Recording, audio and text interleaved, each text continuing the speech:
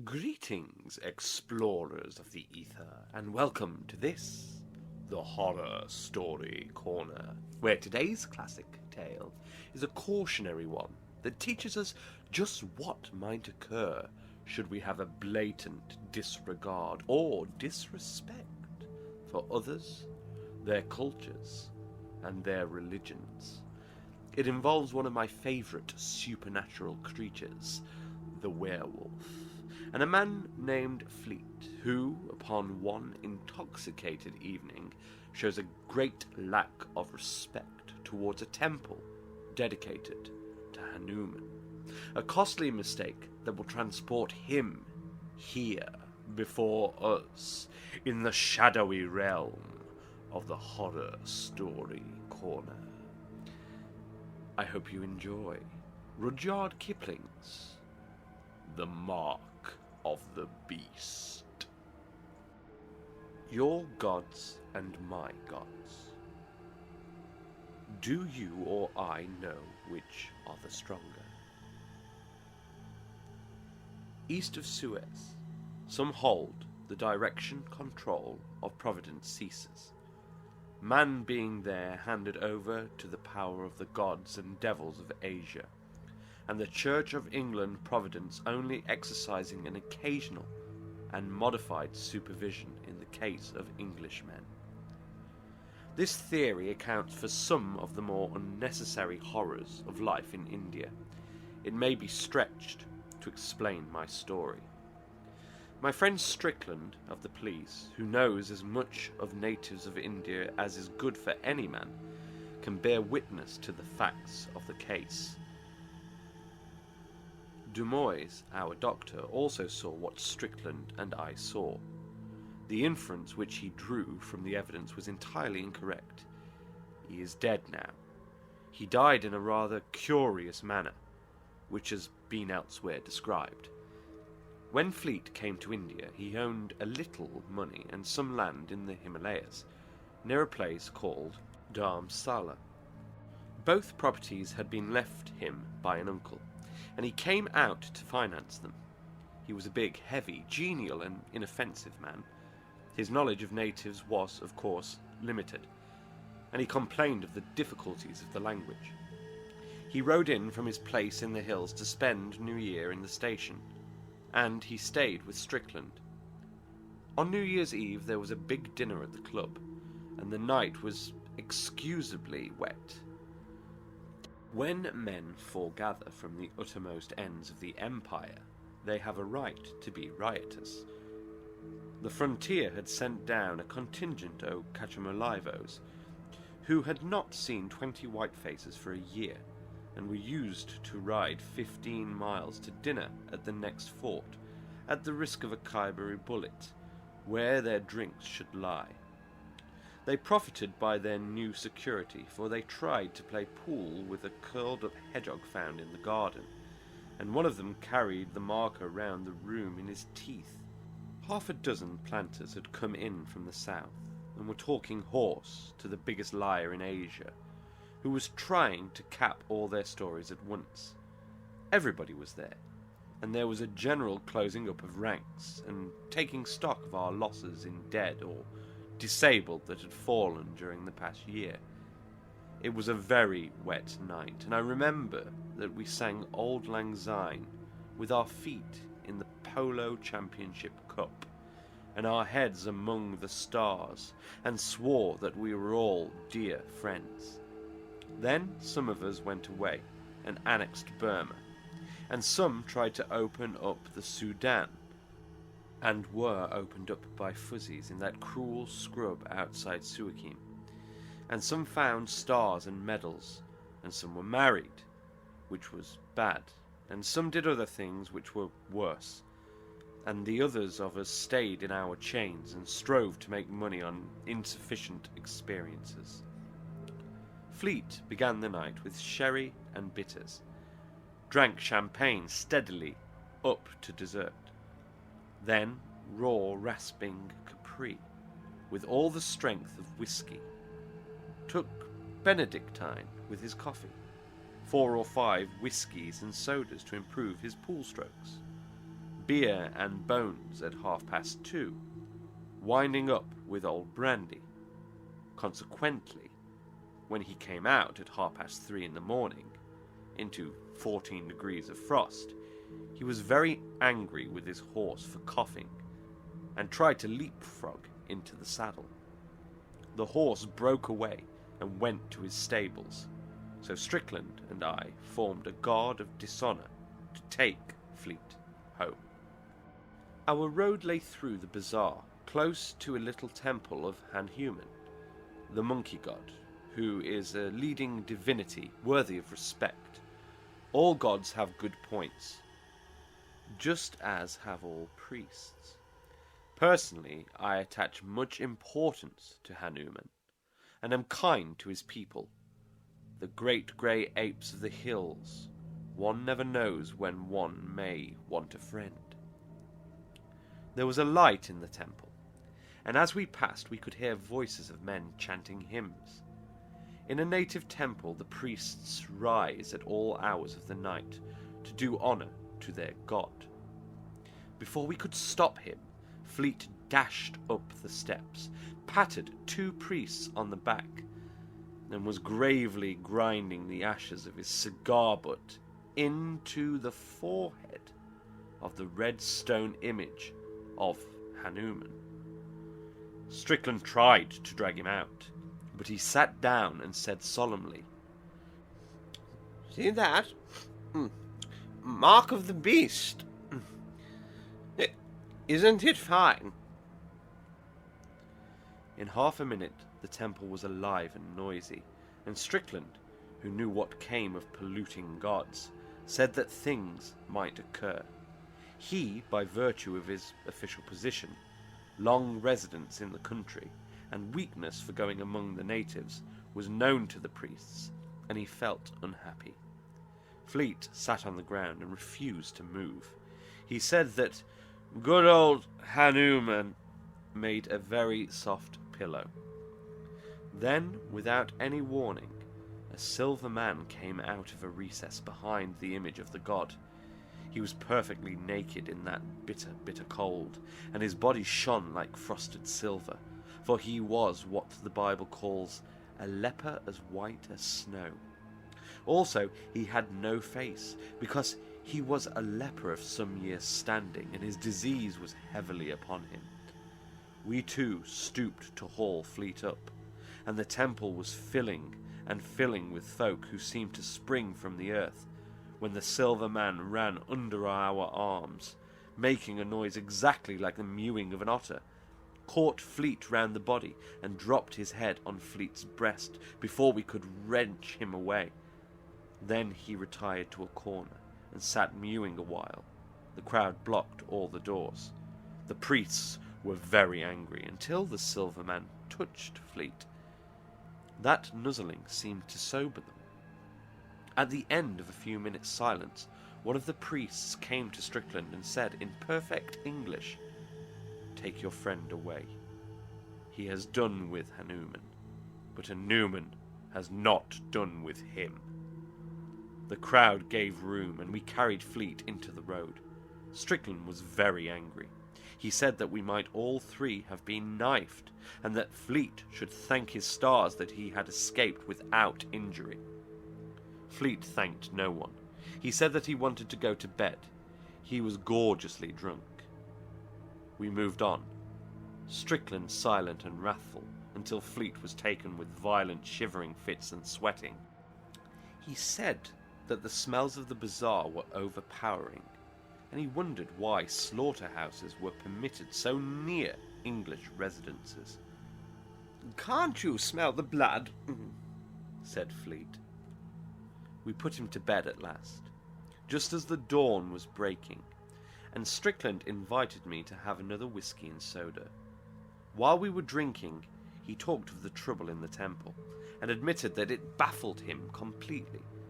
Strickland hates being mystified by natives, because his business in life is to overmatch them with their own weapons. He has not yet succeeded in doing this, but in 15 or 20 years he will have made some small progress. "They should have mauled us," he said, instead of mewing at us. I wonder what they meant. I don't like it one little bit. I said that the managing committee of the temple would in all probability bring a criminal action against us for insulting their religion. There was a section of the Indian Penal Code which exactly met Fleet's offence. Strickland said he only hoped and prayed that they would do this. Before I left, I looked into Fleet's room and saw him lying on his right side, scratching his left breast. Then I went to bed cold, depressed, and unhappy at 7 o'clock in the morning. At 1 o'clock, I rode over to Strickland's house to inquire after Fleet's head. I imagined that it would be a sore one. Fleet was breakfasting and seemed unwell. His temper was gone, for he was abusing the cook for not supplying him with an underdone chop. A man who can eat raw meat after a wet night is a curiosity. I told Fleet this, and he laughed. "You breed queer mosquitoes in these parts," he said. "I've been bitten to pieces, but only in one place." "Let's have a look at the bite," said Strickland. "It may have gone down since this morning." While the chops were being cooked, Fleet opened his shirt and showed us, just over his left breast, a mark, the perfect double of the black rosettes, the 5 or 6 irregular blotches arranged in a circle, on a leopard's hide. Strickland looked and said, "It was only pink this morning. It's grown black now." Fleet ran to a glass. "By Jove," he said, "this is nasty. What is it?" We could not answer. Here the chops came in, all red and juicy, and Fleet bolted 3 in a most offensive manner. He ate on his right grinders only, and threw his head over his right shoulder as he snapped the meat. When he had finished, it struck him that he had been behaving strangely, for he said apologetically, "I don't think I've ever felt so hungry in my life. I've bolted like an ostrich." After breakfast, Strickland said to me, "Don't go. Stay here and stay for the night." Seeing that my house was not 3 miles from Strickland's, this request was absurd, but Strickland insisted, and was going to say something when Fleet interrupted by declaring in a shame-faced way that he felt hungry again. Strickland sent a man to my house to fetch over my bedding and a horse, and we 3 went down to Strickland's stables to pass the hours until it was time to go out for a ride. The man who has a weakness for horses never wearies of inspecting them, and when 2 men are killing time in this way, they gather knowledge and lies, the one from the other. There were 5 horses in the stables, and I shall never forget the scene as we tried to look them over. They seemed to have gone mad. They reared and screamed and nearly tore up their pickets. They sweated and shivered and lavered and were distraught with fear. Strickland's horses used to know him as well as his dogs, which made the matter more curious. We left the stable for fear of the brutes throwing themselves in their panic. Then Strickland turned back and called me. The horses were still frightened, but they let us gentle and make much of them, and put their heads in our bosoms. "They aren't afraid of us," said Strickland. "Do you know, I'd give 3 months' pay if Outrage here could talk."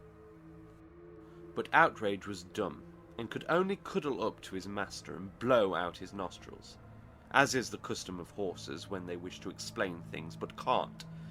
Fleet came up when we were in the stalls, and as soon as the horses saw him, their fright broke out afresh. It was all that we could do to escape from the place unkicked. Strickland said, "They don't seem to love you, Fleet." "Nonsense," said Fleet. "My mare would follow me like a dog." He went to her. She was in a loose box, but as he slipped the bars she plunged, knocked him down and broke away into the garden. I laughed, but Strickland was not amused. He took his moustache in both fists and pulled at it till it nearly came out. Fleet, instead of going off to chase his property, yawned, saying that he felt sleepy. He went to the house to lie down, which was a foolish way of spending New Year's Day. Strickland sat with me in the stables and asked if I had noticed anything peculiar in Fleet's manner. I said that he ate his food like a beast, but that this might have been the result of living alone in the hills, out of the reach of society as refined and elevating as ours, for instance. Strickland was not amused. I do not think that he listened to me, for his next sentence referred to the mark on Fleet's breast, and I said that it might have been caused by blister flies, or that it was possibly a birthmark, newly born, and now visible for the first time. We both agreed that it was unpleasant to look at, and Strickland found occasion to say that I was a fool.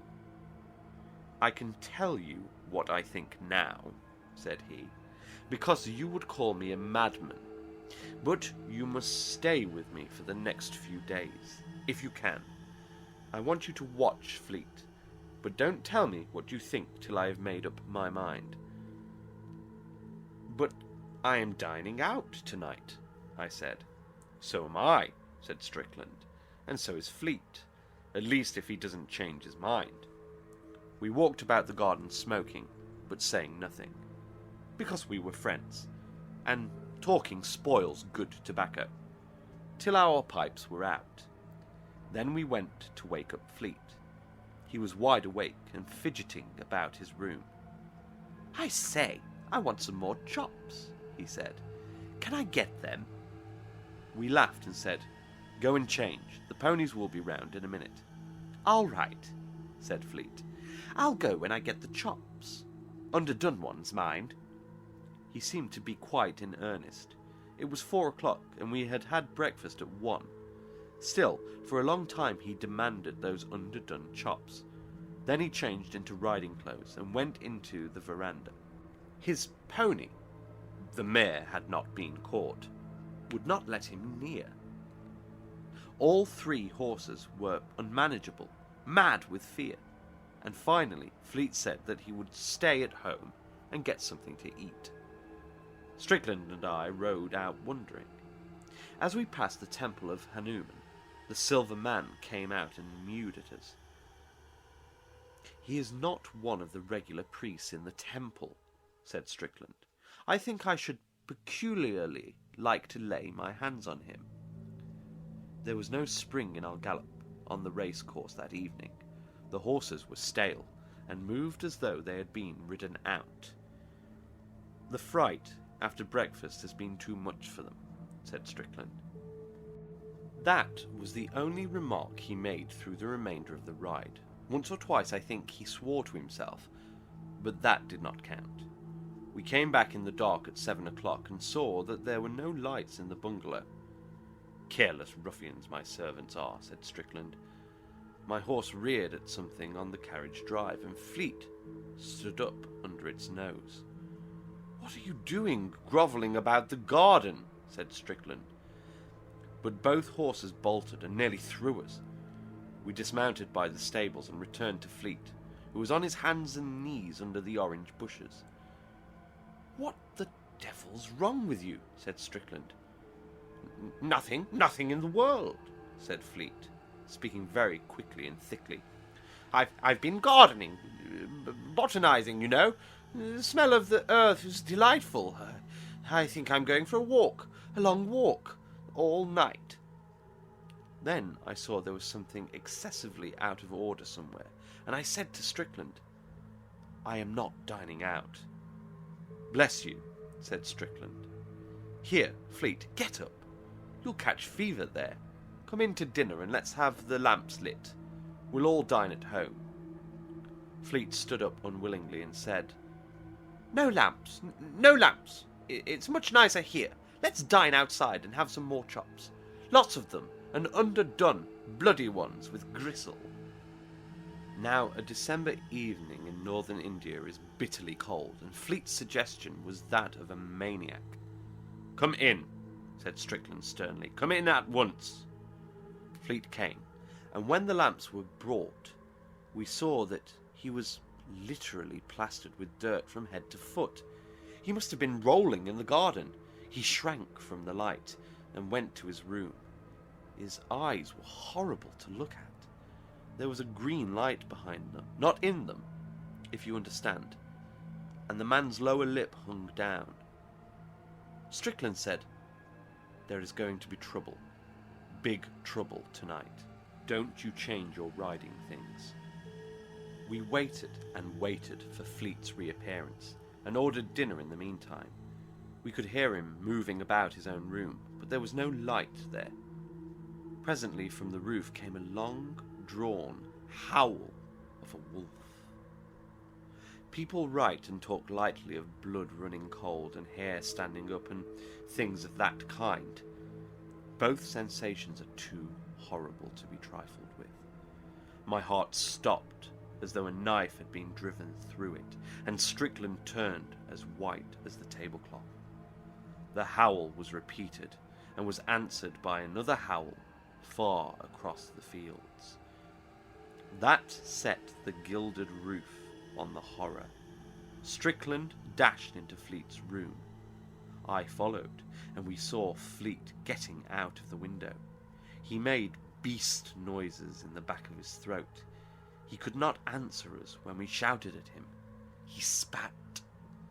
I don't quite remember what followed, but I think that Strickland must have stunned him with the long bootjack, or else I should never have been able to sit on his chest. Fleet could not speak. He could only snarl, and his snarls were those of a wolf, not of a man. The human spirit must have been giving way all day, and have died out with the twilight. We were dealing with a beast that had once been Fleet. The affair was beyond any human and rational experience. I tried to say hydrophobia, but the word wouldn't come, because I knew that I was lying. We bound this beast with leather thongs of the punka rope, and tied its thumbs and big toes together, and gagged it with a shoehorn, which makes a very efficient gag if you know how to arrange it. Then we carried it into the dining room, and sent a man to Demois, the doctor, telling him to come over at once. After we had dispatched the messenger, and were drawing breath, Strickland said, "It's no good. This isn't any doctor's work." I also knew that he spoke the truth. The beast's head was free, and it threw it about from side to side. Anyone entering the room would have believed that we were curing a wolf's pelt. That was the most loathsome accessory of all. Strickland sat with his chin in the heel of his fist, watching the beast as it wriggled on the ground, but saying nothing.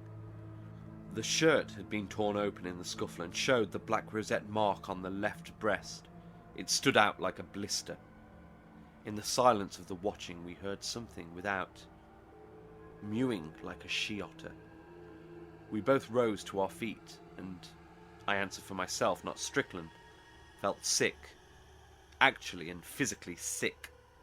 We told each other, as did the men in Pinafore, that it was the cat. Demois arrived, and I never saw a little man so unprofessionally shocked. He said that it was a heart-rendering case of hydrophobia, and that nothing could be done. At least any palliative measures would only prolong the agony. The beast was foaming at the mouth. Fleet, as we told Demois, had been bitten by dogs once or twice. Any man who keeps half a dozen terriers must expect a nip now and again. Demois could offer no help. He could only certify that Fleet was dying of hydrophobia. The beast was then howling, for it had managed to spit out the shoehorn. Demois said that he would be ready to certify to the cause of death, and that the end was certain. He was a good little man, and he offered to remain with us, but Strickland refused the kindness. He did not wish to poison Demois's new year. He would only ask him not to give the real cause of Fleet's death to the public. So Demois left, deeply agitated. And as soon as the noise of the cartwheels had died away, Strickland told me, in a whisper, his suspicions. They were so wildly improbable that he dared not say them out loud, and I, who entertained all Strickland's beliefs, was so ashamed of owning to them that I pretended to disbelieve. Even if the Silver Man had bewitched Fleet for polluting the image of Hanuman, the punishment could not have fallen so quickly. As I was whispering this, the cry outside the house rose again, and the beast fell into a fresh paroxysm of struggling till we were afraid that the thongs that held it would give way. "Watch," said Strickland. "If this happens 6 times, I shall take the law into my own hands. I order you to help me."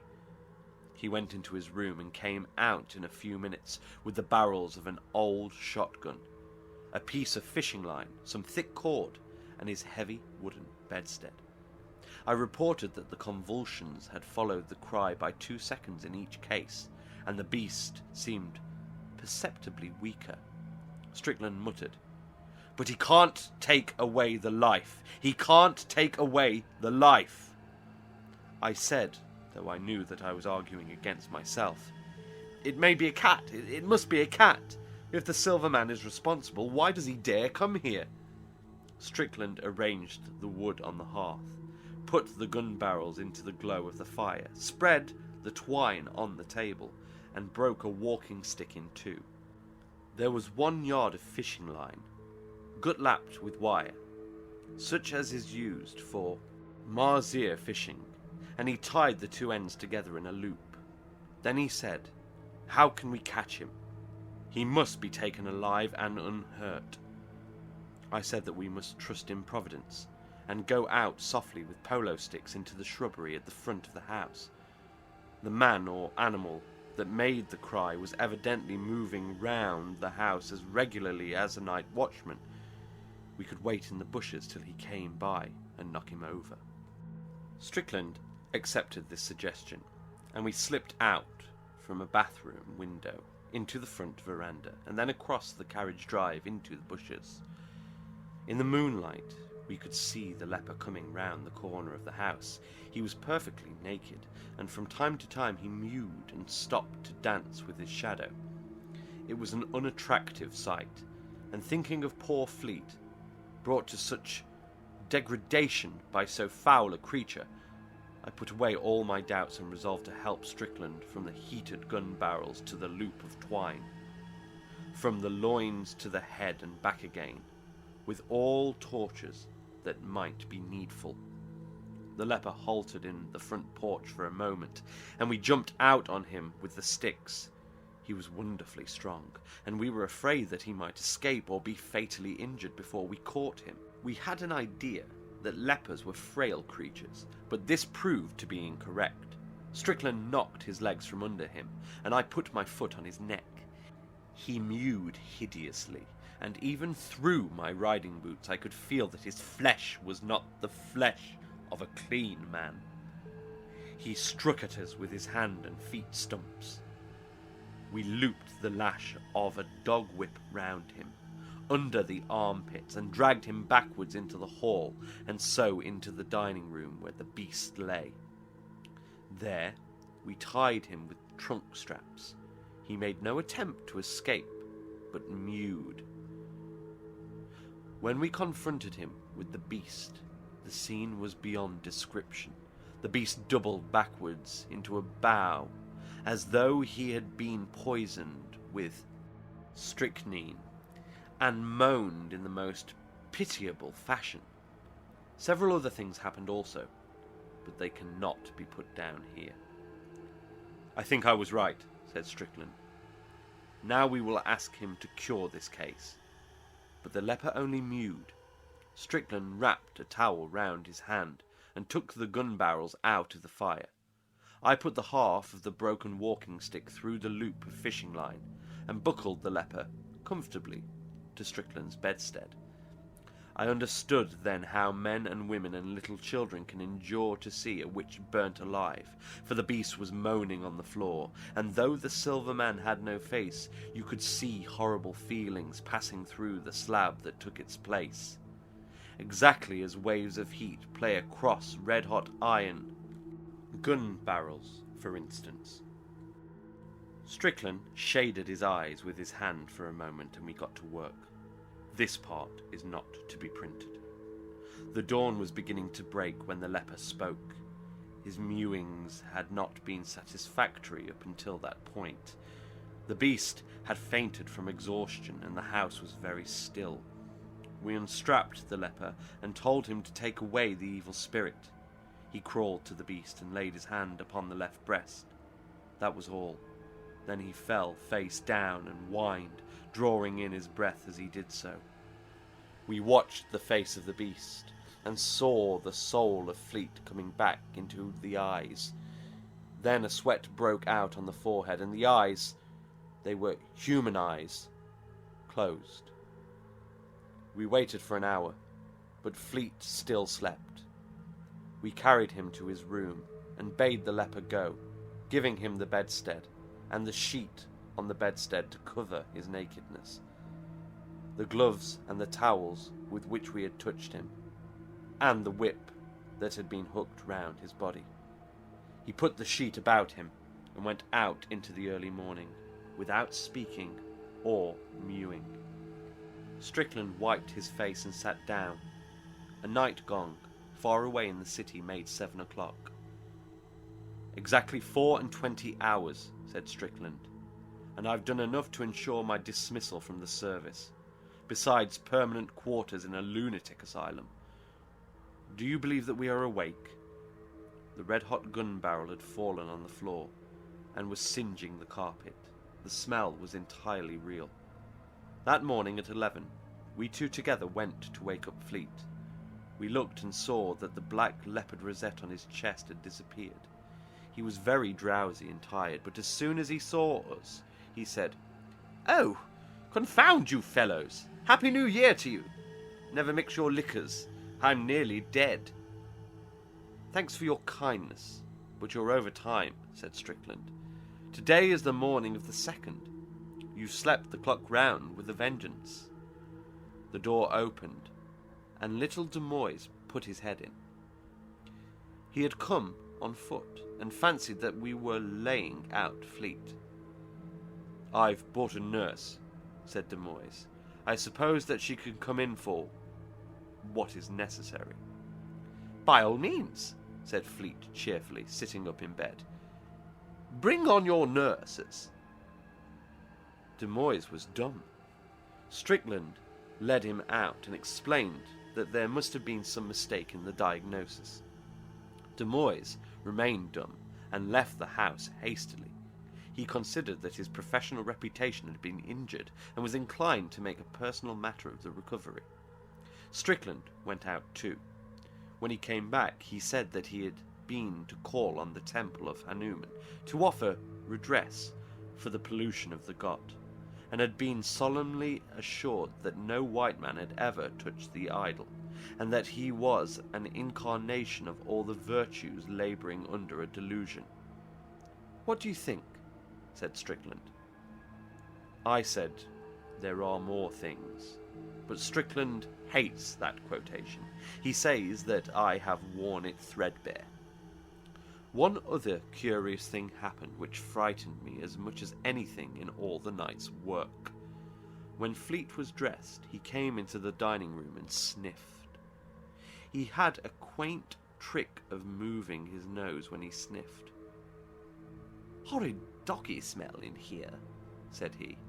"You should really keep those terriers of yours in better order. Try sulphur, Strick." But Strickland did not answer. He caught hold of the back of the chair, and without warning, went into an amazing fit of hysterics. It is terrible to see a strong man overtaken with hysteria. Then it struck me that we had fought for Fleet's soul with the silver man in that room, and had disgraced ourselves as Englishmen forever, and I laughed and gasped and gurgled just as shamefully as Strickland, while Fleet thought that we had both gone mad. We never told him what we had done. Some years later, when Strickland had married and was a church-going member of society for his wife's sake, we reviewed the incident dispassionately, and Strickland suggested that I should put it before the public. I cannot myself see that this step is likely to clear up the mystery, because, in the first place, no one will believe a rather unpleasant story. And in the second, it is well known to every right-minded man that the gods of the heathen are stone and brass, and any attempt to deal with them otherwise is justly condemned. I hope you enjoyed this foray into the macabre, and have learned much from this cautionary tale that teaches us to be somewhat more careful in drunkenly offending others. In the immortal words of Jack Goodman, beware the moon. After all, we wouldn't want to find ourselves down on all fours, prowling the night, howling madly and searching for flesh, lost somewhere within the twilight of the horror story corner. Until next time, sleep well.